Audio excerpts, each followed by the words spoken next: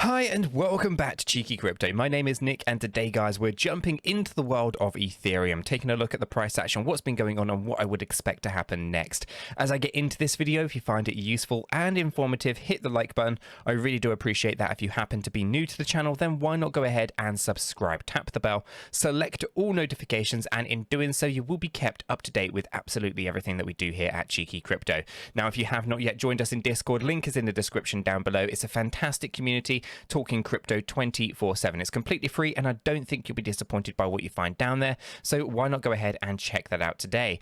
And if you're looking for a little bit more from the crypto space, why not check out the new Cheeky podcast as well. It's a fantastic way to stay up to date with all the latest crypto news, price action, etc. whilst on your commute to the office, so why not check that out. Okay guys, let's waste no more time and let's dive into this. Right, so yesterday, as we were talking about, we were tracking a zigzag pattern to the upside, and this does look like it has come in quite well. It is a little bit shorter than expected, but the same as Bitcoin really, and really getting rejected after hitting a fifth wave high. So from a technical standpoint, we've completed a 535 structure. Okay, this is it's called a zigzag pattern or an ABC pattern, and essentially it's actually complete. And we were talking about this yesterday, and specifically trying to refine this area. Right, so we started off with 1,258 to 1,324. We refined that with this additional little box just here, somewhere between 1,261, so 1,261, and 1,286. And then of course we refined it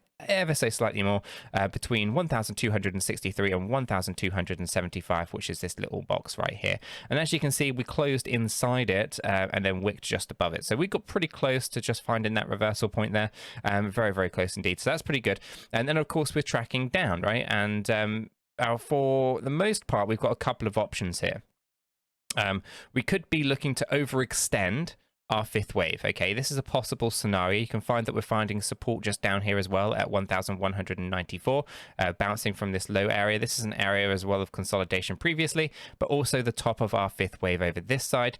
So again, that's an interesting kind of perspective. Now, if we are to get an overextended fifth wave, then we are talking about pushing the price up very, very significantly, probably up higher than 1,400 if I'm being brutally honest. Now, so what we're looking for, if I grab hold of this yellow line, because I'm just going to repurpose this, as we're looking to see whether or not we can cross down lower than this level here.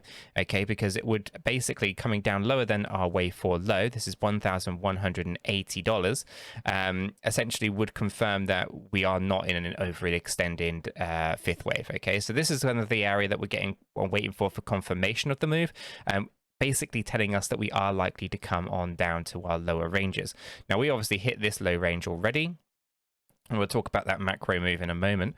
But essentially, yeah, we are now waiting for confirmation, and the confirmation is going to come in as long as the price drops down lower than 1,180. Now, if I bring the stochastic RSI into play here, you can see that we're about halfway through here. So it does indicate there's a potential move higher, but also that we could get rejected from this point as well. Bitcoin does look like it is overbought or heading to the overbought area on the hourly chart. So I'm expecting some kind of pullback if I'm being brutally honest. Now, the 4-hour is oversold, right? So this is an interesting one. The 4-hour chart is indicating that we could move on up from a stochastic price momentum. However, I do think that we are more likely to see downward price action, and this stochastic RSI is going to head to the overbought area whilst the price is actually just trading sideways or dropping down. So it'd be interesting to see how that one plays out. Now, the 8-hour is overbought and the daily is overbought. So the macro view is that we are looking for the correction to the downside.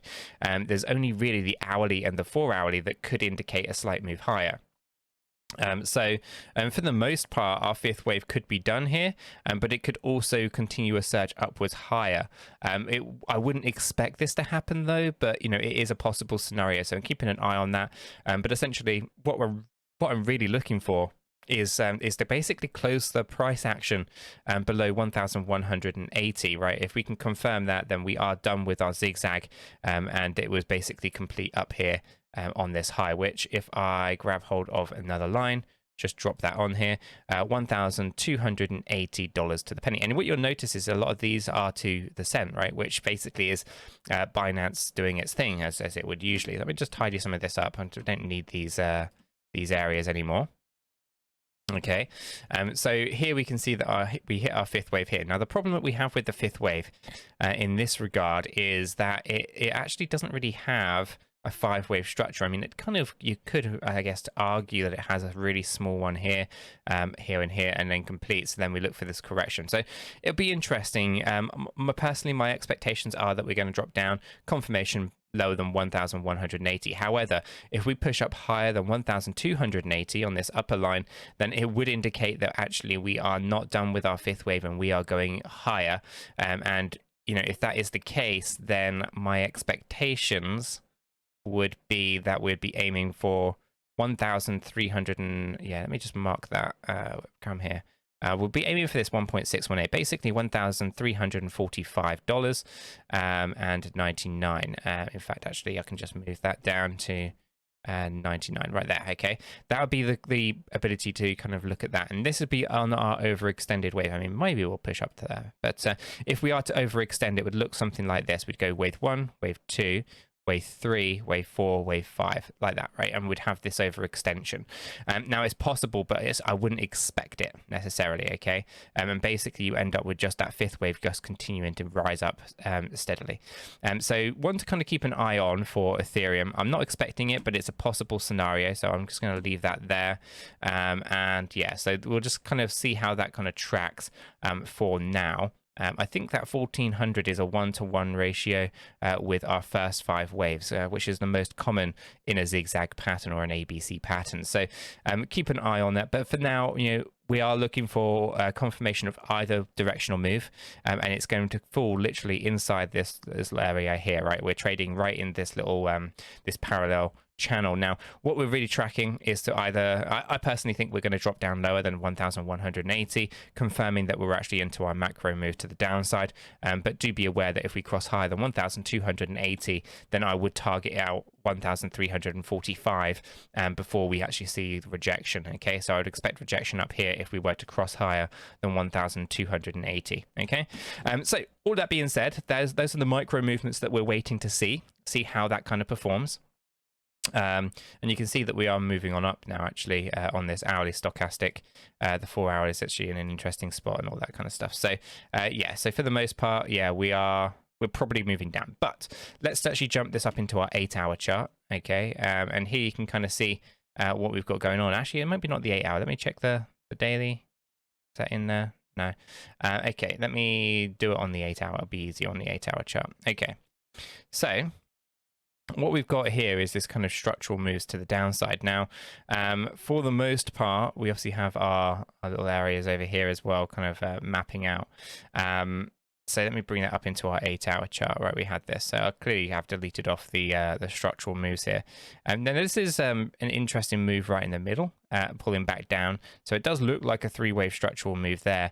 However, we could acknowledge that actually what we've got going on, if I grab hold of this one here, actually, I think it might be on the weekly.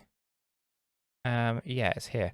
That was the one that makes more sense. Right, so here you can see from our weekly chart, right, from the high point up in November of 2021, pulling back down, bouncing up, and then pulling back down to this low point. This move up higher to where we are, right, where we've actually gone to, which I can now actually refine, okay, because we have our actual area. So let me just go ahead and grab hold of the high point here. Okay, and then we have this, and it comes in, okay, at $710.10 to $807.29. Okay, so what I'll do is I'll just move these targets over here a little bit. Just grab hold of that. So basically 729. Okay, so we'll just go ahead and mark that there and pull this one over. And our low point is 710, okay, 10 cents. So we just pull that in there. Okay, so if I remove the fib, we don't need you. So yeah, if we could now zoom out, what are we left with is this kind of move here, right? We have our little fourth wave bounce upwards, just hitting the high that we had yesterday, and then we pull back down. Now, as long as we don't push up any higher, than what I've already spoken about, then essentially we are looking to bring the price down towards 700 and 807, right? This is now the new refined area based on our shallow move upwards.